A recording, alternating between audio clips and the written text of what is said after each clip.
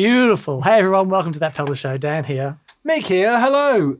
First of all, before we get into squishiness, please go to That Pedal Show store and buy some merch. Go on, supports the show. It's what we do. It's how we fund the show. And secondly, subscribe. Click the button. Doesn't cost anything. We're not asking you for anything. It just helps the number go up by 1. And we like that. And YouTube like us, when we do that. Brilliant. So today, there's been a bunch of new compressors and everything come out, and I thought, Michael, I want to see how far we have evolved as a species and put on a couple of old compressors that everyone's seen, the MXR DynaComp and an old Boss CS-3, and just see if we've actually moved on. Yeah, there's a slight irony here because, well, I don't know, I'll arbitrarily pick 5 years, but it might be 10 years. Before that, the only compressors that guitarists knew about were the MXR DynaComp and its derivatives. What became the Ross compressor, what became the Keeley compressor, blah, blah, blah. And the Boss CS-3. And I guess there was probably a CS2 before it, there was CS1, which was horrible. CS2, which was okay, but CS2 and CS3 are very closely related. The CS3 has the addition of a tone control, but they're very similar. And we know those from funk, from country, from all of those things that give you the squishy front end on the note and also help the sustain on the back end, which we'll get into as the show goes through. But since then, the irony being that those are bizarrely newer designs than most of the things that have inspired all the rest of it. Yeah. So in pedal form, in the last, well, let's say 10 years, have arrived much more fancy pants. The fanciest of pants. Compressors based on, usually based on really special old studio gear. Yeah.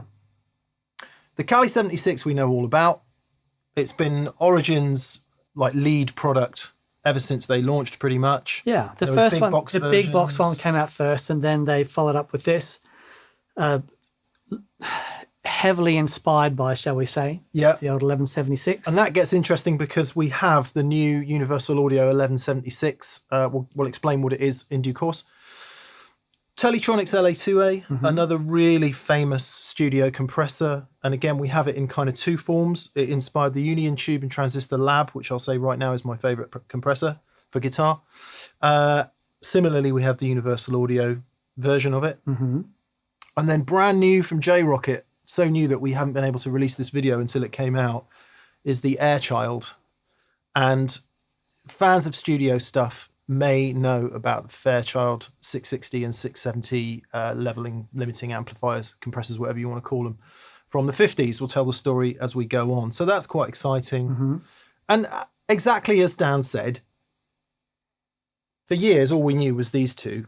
What are these other things offering us? Exactly. And can we have more fun? What can we do with those that we can't do with the other stuff? 2 amps today. I wonder what the settings are. You might hear them both on together at the end, but for the most part, we've got our straight up standard Fender 65 Deluxe Reverb reissue set at its happy point, which is about 4.5. Dan hits it hard with a telly. It will.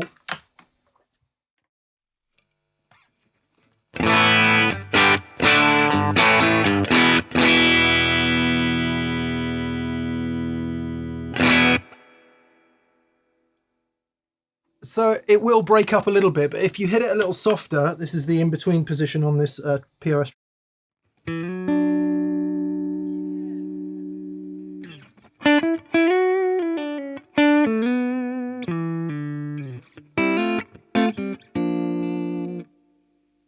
That's really beautiful. It's right at that point of clean breaking when you hit it. As opposed to, this is a Marshall Bluesbreaker combo with a tube rectifier. I forget the model designation. I'll put it on screen. I'll remember in a minute. Anyway, the classic 212 Bluesbreaker. This is set for stun, right? This is cranked to about 8. All right.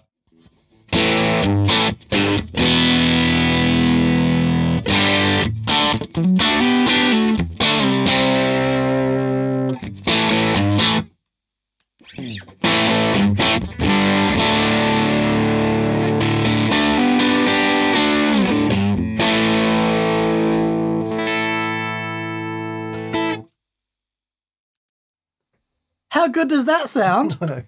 I'm playing this guitar predominantly because it's hum cancelling. All my other guitars don't have hum cancelling pickups. I will pick up a Strat and I will pick up a more traditional Les Paul type guitar, as Dan might. But for the time being, one of the downsides of a compressor is that it lifts the level and it will lift all your ground noise as well. Anyway, the point of having the 2 amps is so that we can start off with some clean sounds and figure out compression in that idiom, and then talk about what happens when the amp is overdriving, which a lot of you like to do. Yeah, definitely. Shall we start with the DynaComp then? Yeah, And yeah. Classic. I mean, what could be more classic? Telecaster, DynaComp, Deluxe Reverb. Indeed, indeed. Okay, so.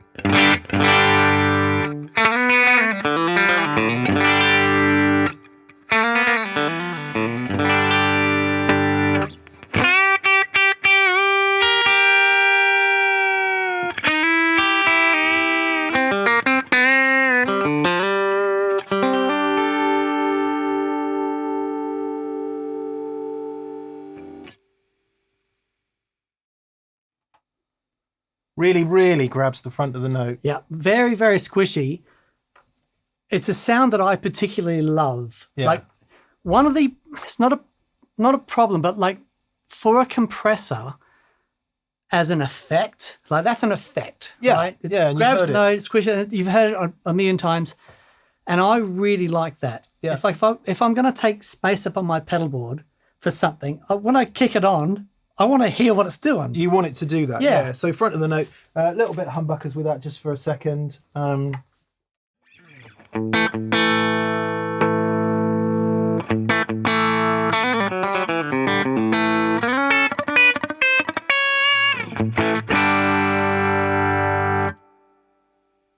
obviously the country things are cliches, but what it's also good for is, can you just give me a bit of delay?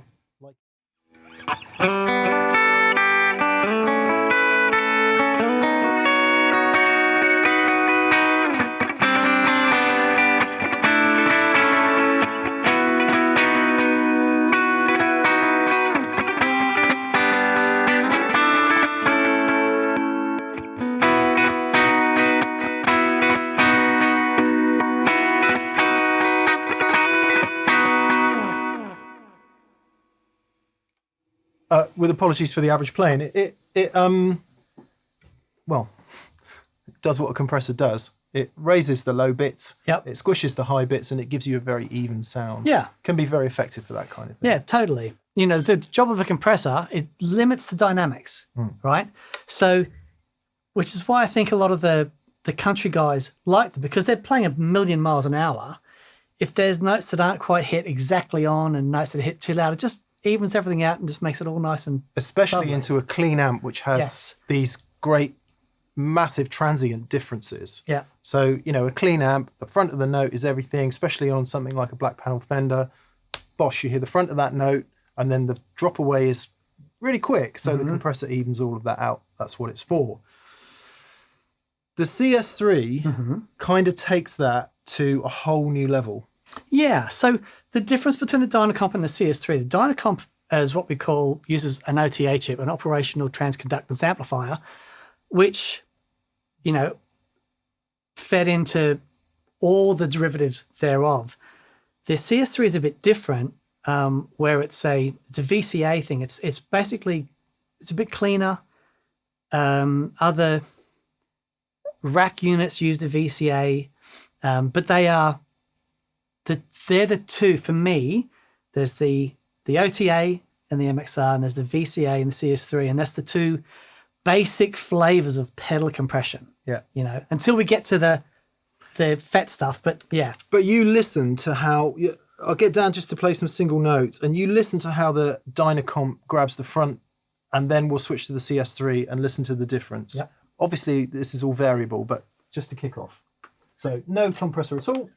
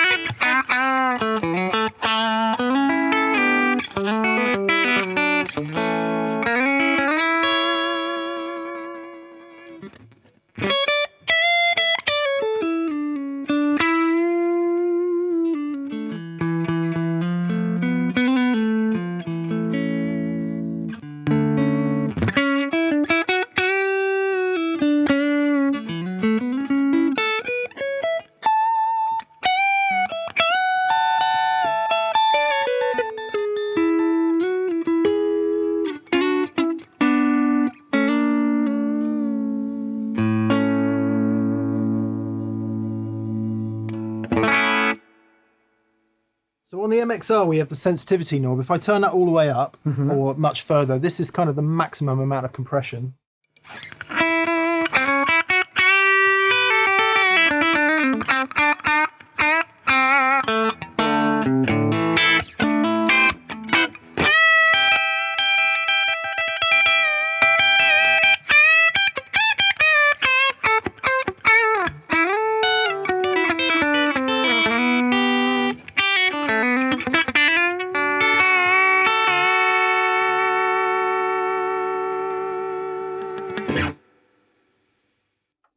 And right at the end there, you heard how it sustained the notes. Now we'll up the game in the CS3. Get a load of this.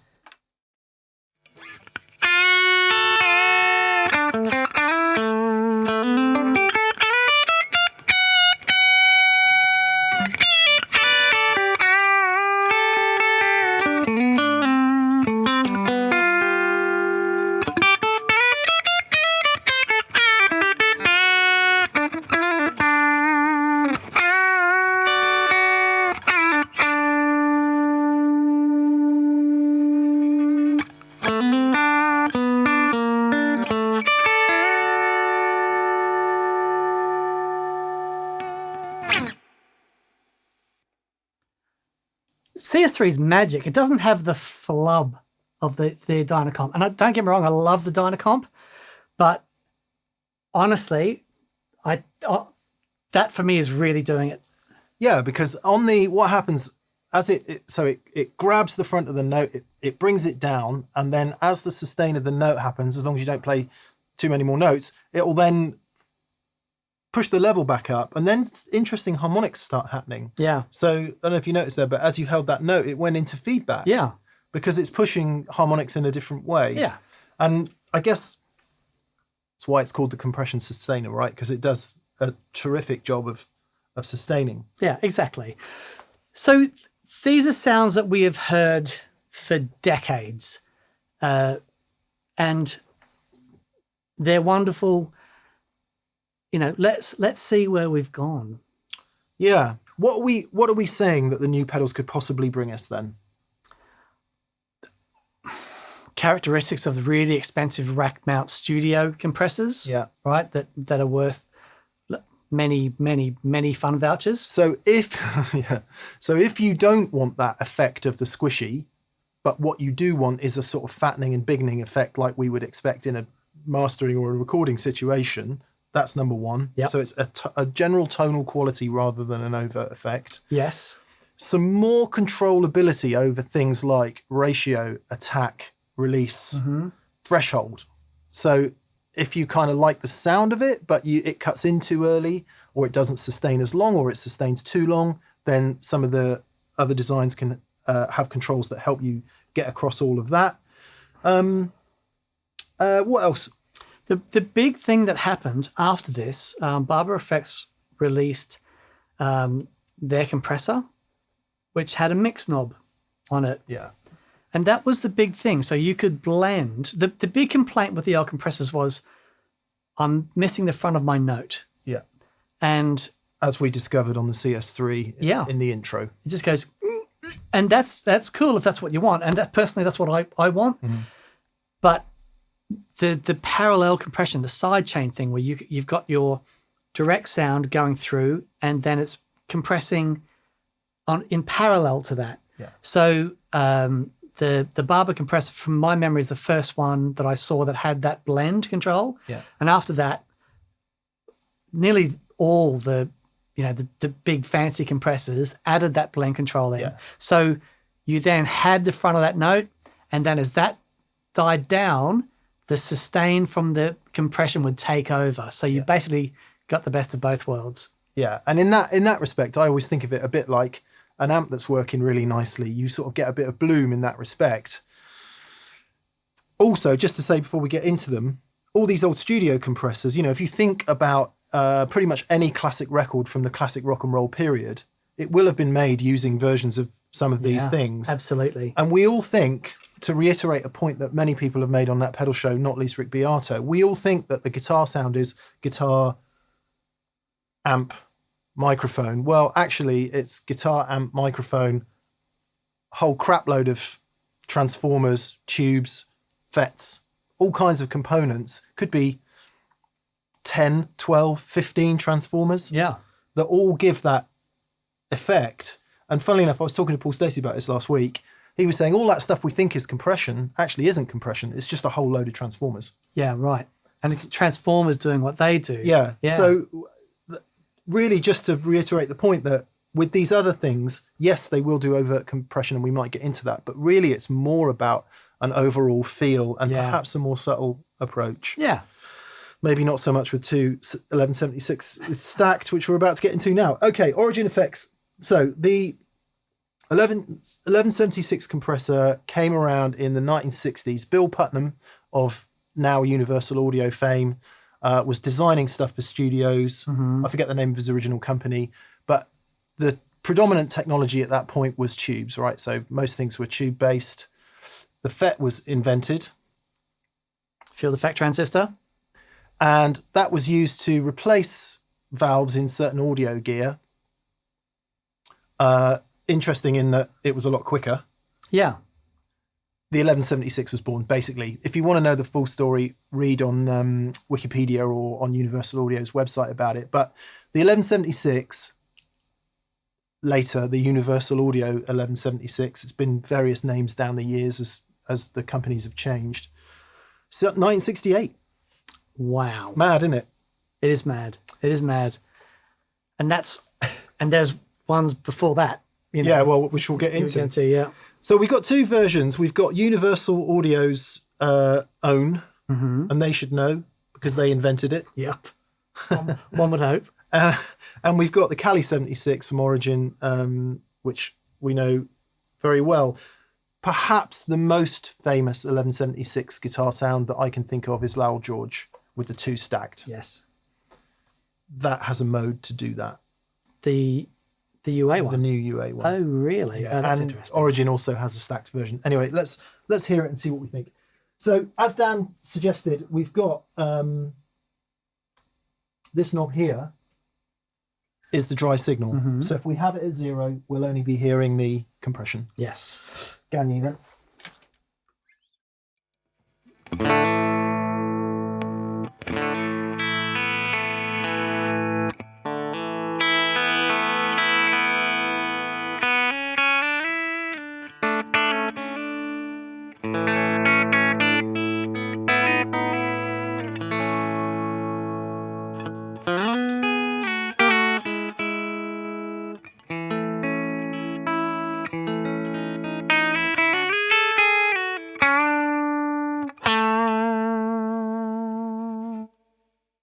Got it set very subtly at the moment.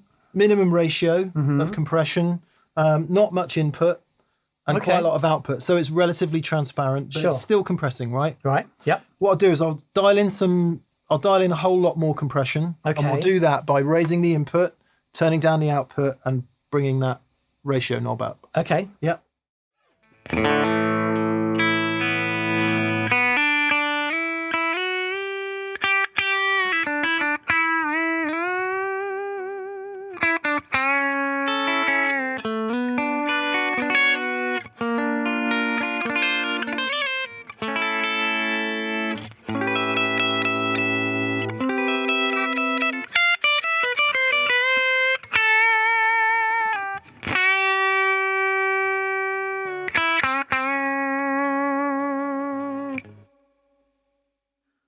That's really cool. Deliberately over squishy. Yeah, Right. I really dig that. Play a chord and see how it comes back in.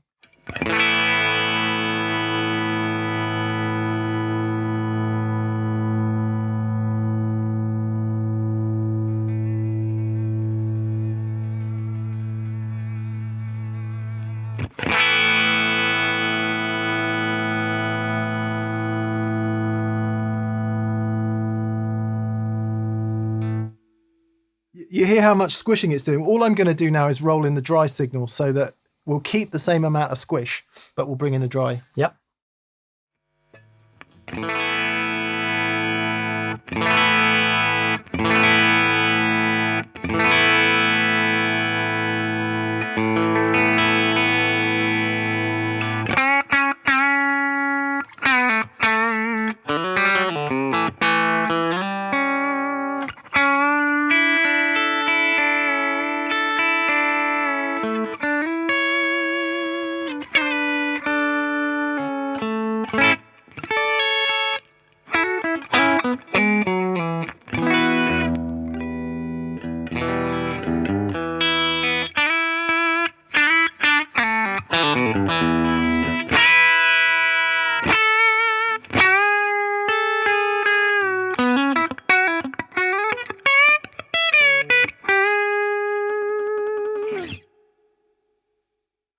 So what, Gee, that's nice. what this will give you at lower volumes is essentially a sustaining device because there's a lot of the dry signal mixed in, you don't lose the front of the note. So Yeah. if we add some overdrive a minute, I'll just give you some humbuckers. Just turn the comp off a minute. I mean, this should be quite a nice sound anyway. Powerful pickup, bit of overdrive.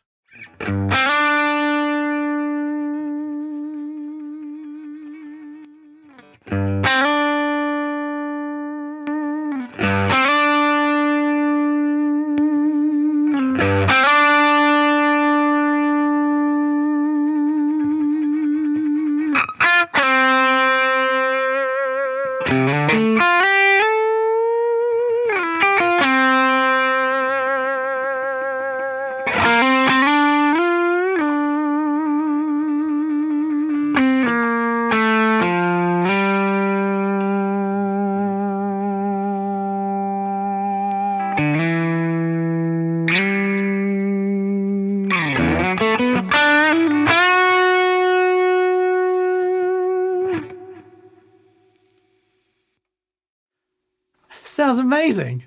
Yeah, the point being, even though there's not a ton of overdrive, Yeah. you can use it as a sustain So enhancing device. yes, And because the overdrive's normally doing that job, right? And the overdrive's normally compressing stuff. Yeah. We just got a bit of hair of it, yeah. and the compressor is actually doing the sustaining thing. I like that a lot. And the effect of that will be more pronounced the lower volume you go, because Yeah. at the sort of volumes that Dan and I are playing at in here today, which isn't loud for us, but it is a bit louder, the natural interaction of guitar and amp will give you that sustain, Yes. even with relatively little gain. But the quieter you go, the less that happens, the less the harmonics develop. And the compressor is a really great way of doing that. So it's not, we've got away from it being the overt effect and into it being this quite nice sustaining device. So as a bit of secret sauce for the lower volume thing, Yeah, it's a really yeah. fantastic way to add a bit of that back in. Just make sure you've got plenty of that dry signal Yeah. mixed in there. So Yeah. you keep the front of the note, you keep everything you like about the front of your note, but you gain the back end. Really Right. great. Really great. Let's have a listen to the 1176, and I might get up and down a bit for this, the Universal Audio 1176, because it does have a couple of switches on the back. I do believe it has a switch on the back to decide whether it is complete effect only or whether it's parallel with dry mix. Oh, Yeah. On the back, there's a switch that says dry and compressor signals are blended, off only compressor signals are heard. okay. So, let me just check. Let me put this down a minute. I'll leave it off for the time being. Yeah. Okay. So, Can I just point out one other quick thing? This is the noise floor of the DynaComp. This is the noise floor of the Cali. Holy crap. Isn't that amazing? That is... CS-3, what's that like? Yeah, it's not as bad as the Dyna Comp, but that. Wow. Isn't that amazing? That is amazing. So we've got 3 1176 types in the UA pedal. One is a classic UA 76 Rev E, Revision E. That'll mean something to you if you're into studio stuff. The middle position, the dual position, is 2 together, and they call it Led Zepp style. Okay. And then sustain, 2 1176s together, Little Feet style. So Lowell George. So it would seem that Led Zepp used 1176s as well, which I did not know. Right, let's start in the simple place then. Let's see what that's given us, Dan.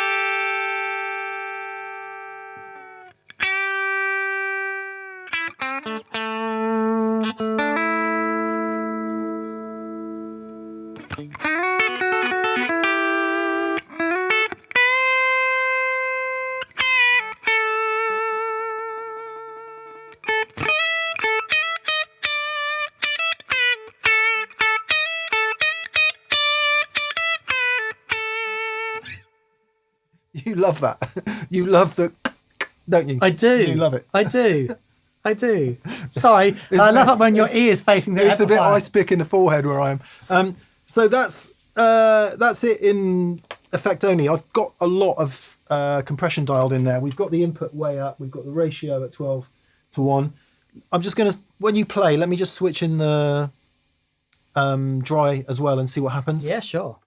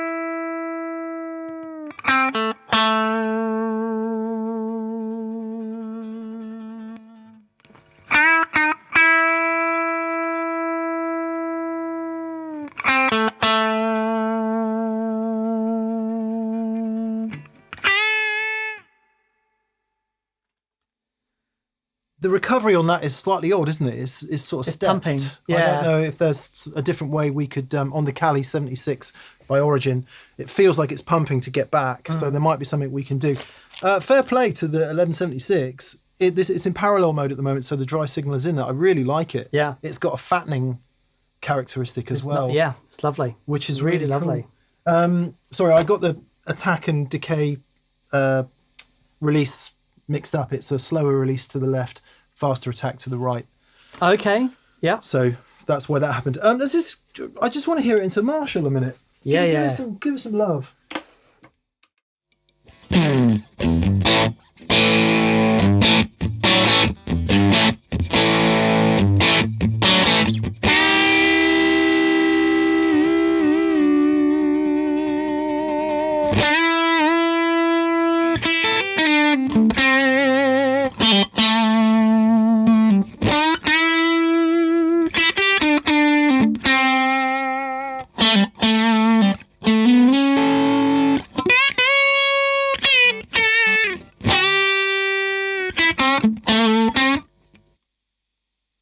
Just give us a big power.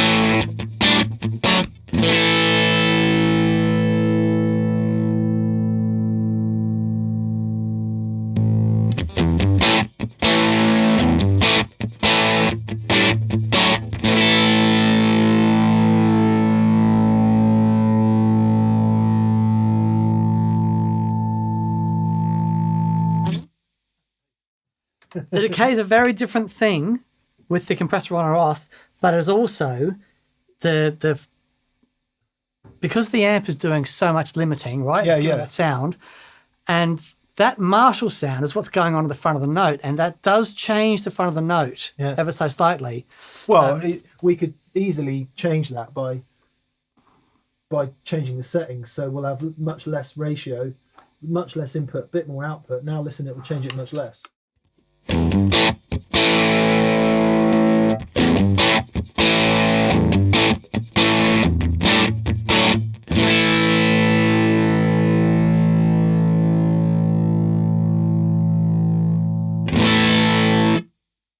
And I think that's where we start to get into these things as rather than overt effects. I know I keep banging on about it, Yeah. but just a useful toolbox kind of shaper.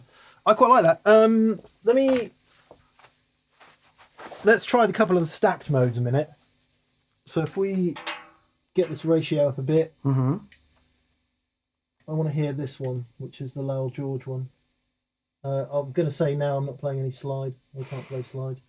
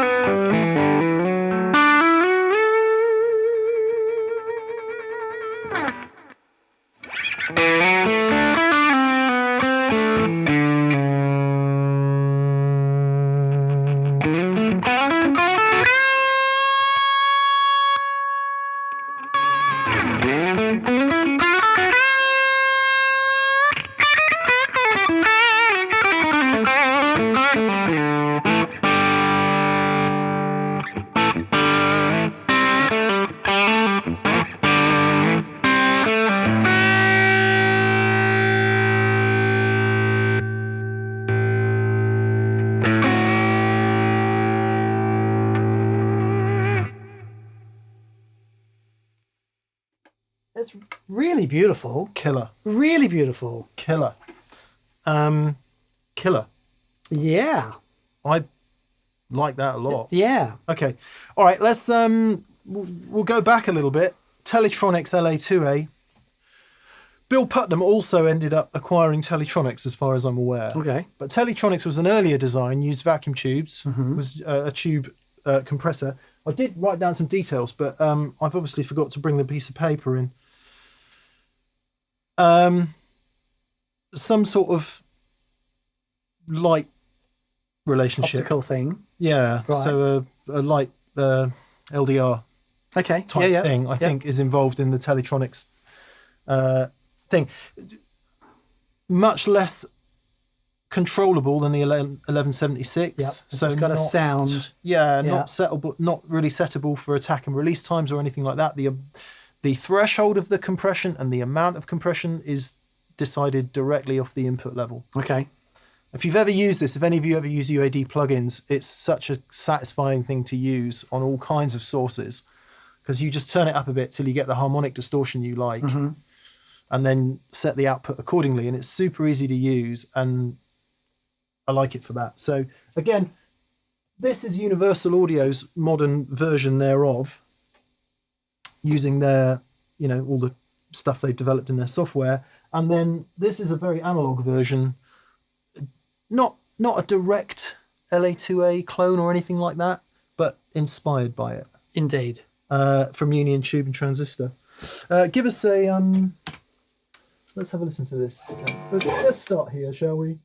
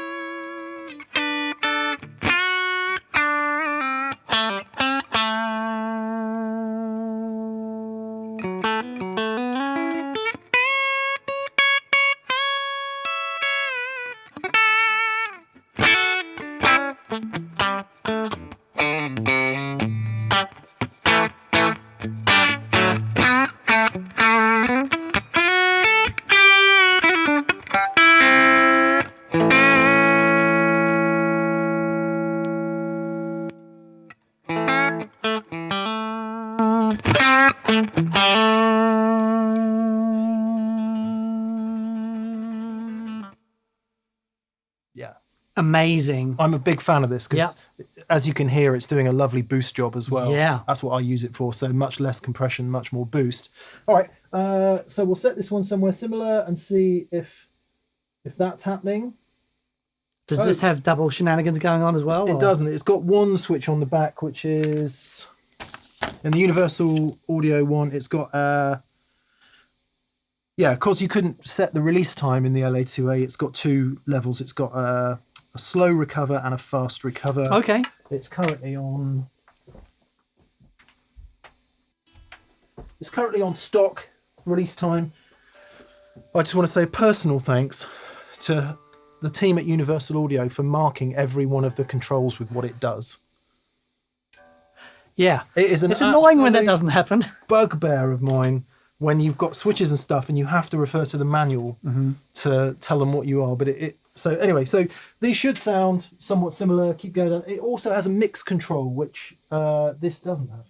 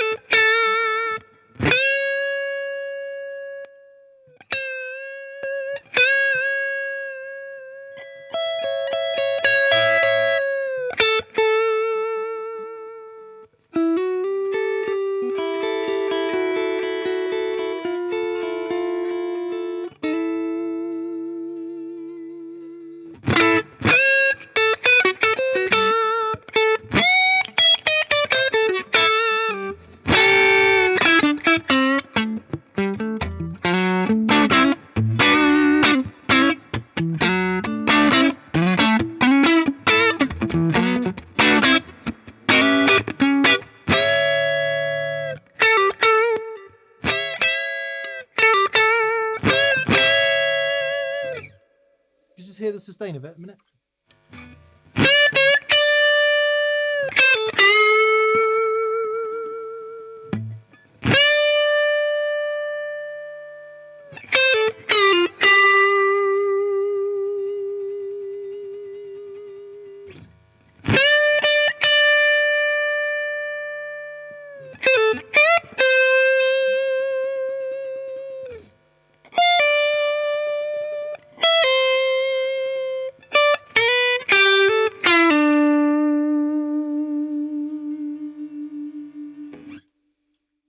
For what we're doing here, I kind of prefer the stock setting. Yeah. I went to the fast one, and maybe that would work better on sources that have quicker transients, maybe. But for playing the sustained notes, I quite like the slower release. Yeah.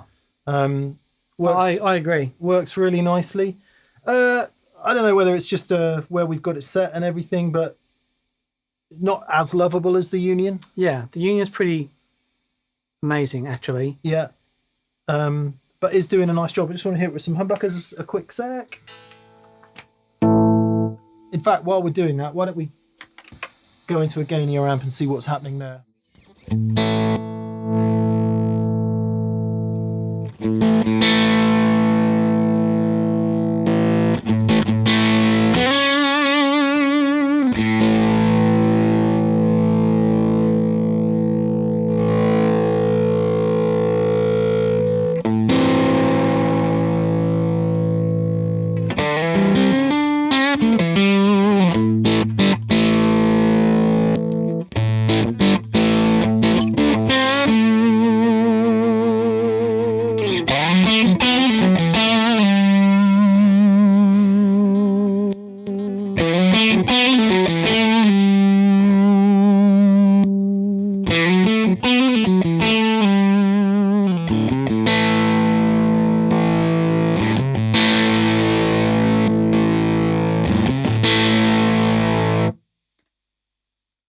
Much more noticeable tonal effect. Yeah, the Union's almost a bit fuzzy Yeah. into the Marshall way, pushing it. The UA seems to hold it together a bit more. But what's really interesting is it's not acting like we were doing with the older style ones, and everything's shutting down. And it's like, why would you use a compressor into an overdrive amp? Actually, this style, it works beautifully. The front of the note is all there. Yeah. It's more like a. So we used to say that the old compressors are the overdrive for your clean tone. This is a fuzz for your dirty Marshall when you're not using a fuzz. Yeah. Yeah. Yeah. It's really cool. Yeah. Yeah. It's, as Dan alluded, you might be saying, well, you wouldn't use a compressor for that. Well, I don't know. I think they work as pretty decent boosts. Yeah. Just to get an idea. Okay. I'll tell you what I am impressed with the 1176 and the Teletronix, even though they use digital modeling. Yeah. There's no kind of hi-fi sheen. There's not. No.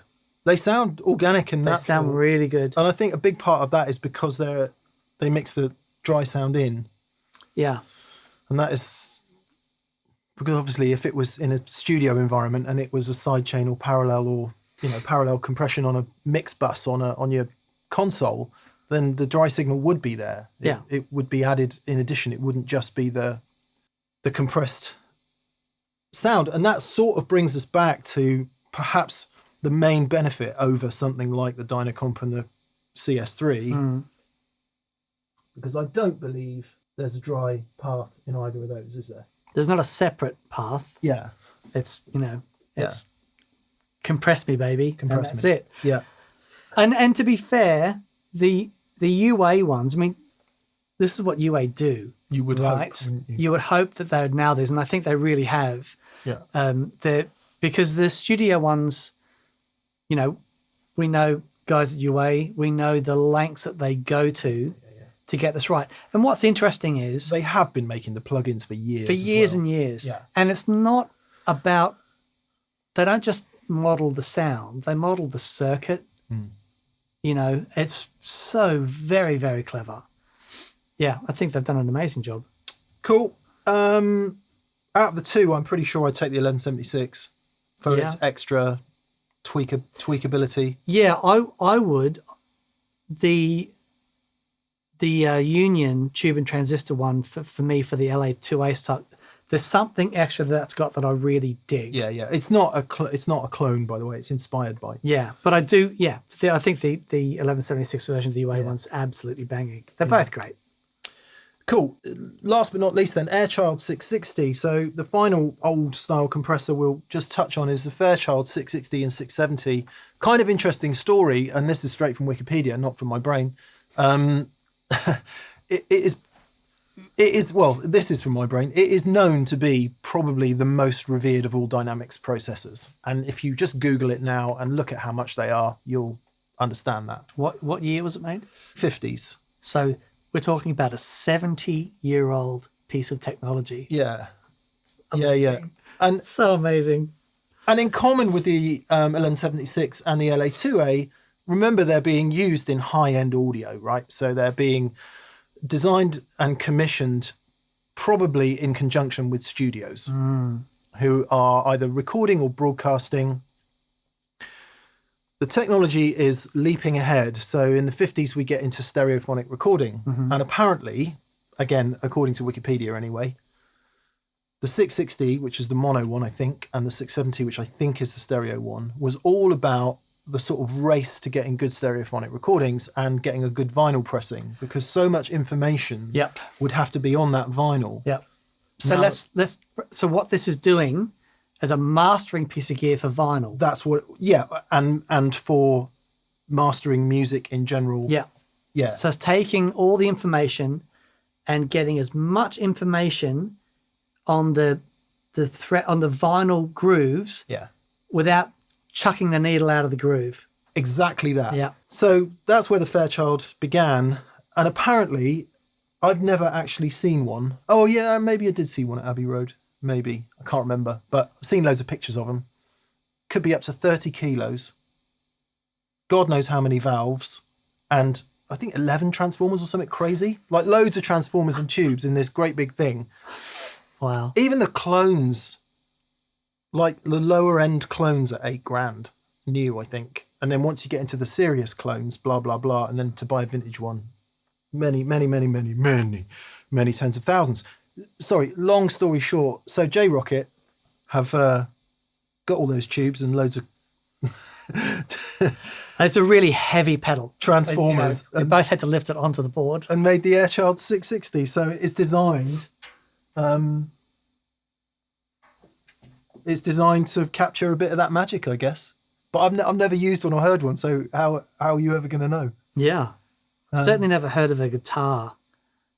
It's like someone saying the core of my tone is my Fairchild compressor that I have in my rack. But it might have been because that's what the record got mastered with. Yeah. But I'm saying so a guitarist Yeah. going up to exactly. Yeah. Okay, so after all that build-up, let's see what kind of noise we're getting out of it. Right, self-explanatory. Blend, so dry blend. Threshold will be where the compression sets in. Output and tone. Okay. That's it there. Okay. See? Giving it the big one.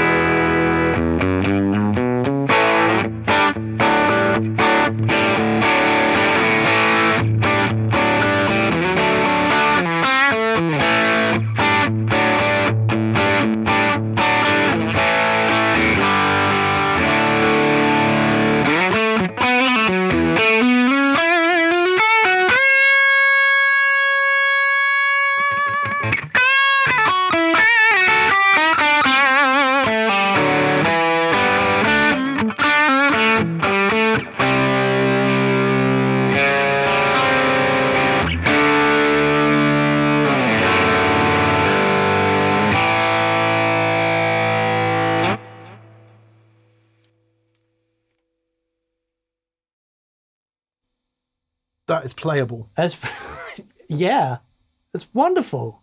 That is really playable. Wow. And it kind of brings us to an interesting spot because, I mean, clearly you could set it up a whole bunch of ways.